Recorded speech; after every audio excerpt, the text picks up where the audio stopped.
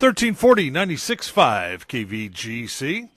In the news today, the move to construct a casino in the Jackson Valley took a step closer to reality this week, and of all places on Wall Street. The Buena Vista Rancheria of Miwok Indians, which has been planning to build a casino off Coal Mine Road for over a decade, finally sold a U.S. $205 million 5-year bond to finance the project on Tuesday. The deal comes over a year after the tribe first attempted to tap the U.S. bond market to finance the development.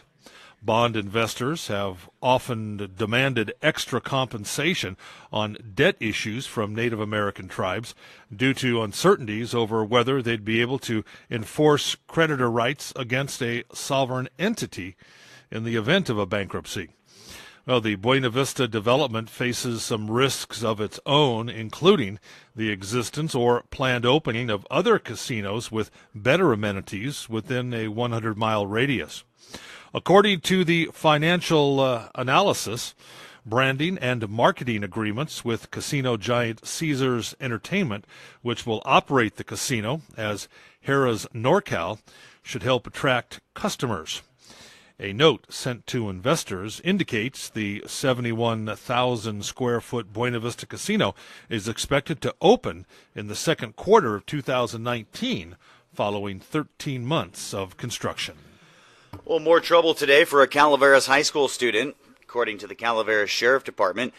During their follow-up investigation into the student's arrest Tuesday for making gun threats, officials have revealed additional incidents involving more threats and a weapon. On Tuesday, the 15-year-old male student had been overheard during a lockdown drill discussing bringing a firearm to school. The conversation was relayed to school administrators who notified the Sheriff Department. Deputies responded and arrested the student for making threats. Now, further investigation revealed the student, during a previous occasion, had threatened another student. Additionally, in another incident on or about September 7th last year, the student was found with a knife after threatening to stab another student. The Sheriff Department released no further details as this is an ongoing investigation. It's unclear whether the student will face additional charges. And after 2 days of preliminary proceedings, Calaveras County Superior Court Judge Tim Healy ruled yesterday that Vona Hughes, the owner of the Pet Bathhouse in Angels Camp, will stand trial on multiple felony animal cruelty and grand theft charges. Following more than 2.5 hours of testimony, Judge Healy upheld 3 counts of felony animal cruelty. Healy additionally ruled that 2 counts of grand theft could also proceed to trial. Hughes was arrested on July 8th back in 2017 and charged with 3 counts of felony animal cruelty, stealing an animal for commercial use, 2 counts of grand theft, and 1 misdemeanor animal cruelty charge. Hughes has denied the charges against her. Healy scheduled an arraignment for March 26th and chose not to raise Hughes's bail amount because she has consistently attended all hearings. Amador Sheriff deputies surprised a local man yesterday, but in a good way. The story starts a few weeks ago, and deputies were called to Walmart to investigate reports of a stolen bicycle. Deputies met with Michael Johnson and learned he lives on a fixed income. His bicycle was his only mode of transportation. Through the investigation, deputies identified the suspect that stole the bicycle, found him, and obtained his confession of the crime. Unfortunately, the bike was not recovered, leaving Johnson without reliable transportation. Well, that's when members of the Amador County Deputy Sheriff Association came together to surprise Michael.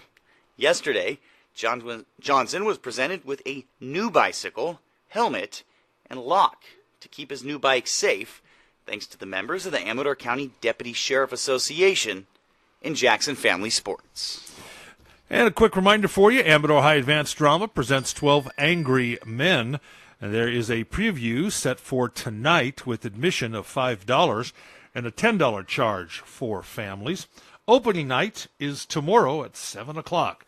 The show then runs Tuesday and Thursday evenings and Friday the 16th. Admission $7 or $14 for a family for those performances. And at the last meeting of the Calaveras County Board of Directors, or Fair Board of Directors. The board members voted unanimously to dedicate the 2018 Calaveras County Fair and Jumping Frog Jubilee to the Calaveras Frog Team. Now, this year's fair marks the 90th anniversary of the Frog Jump, and on this auspicious occasion, the board would like to thank the Calaveras Frog Jockeys for keeping the event alive locally. The Calaveras Frog Jockeys encompass the Kitchell, Nash, and Zielke families, and they'll be honored Thursday evening, May 17th at 7:30 on the main stage. The Calaveras County Fair and Jumping Frog Jubilee will run May 17th through 20th. 1340, 96.5 KVGC. That's a look at local news for this Gold Country Thursday, the 8th day of March for 2018. From the KVGC News Center, I'm JD. and I'm Jim Geedy reporting.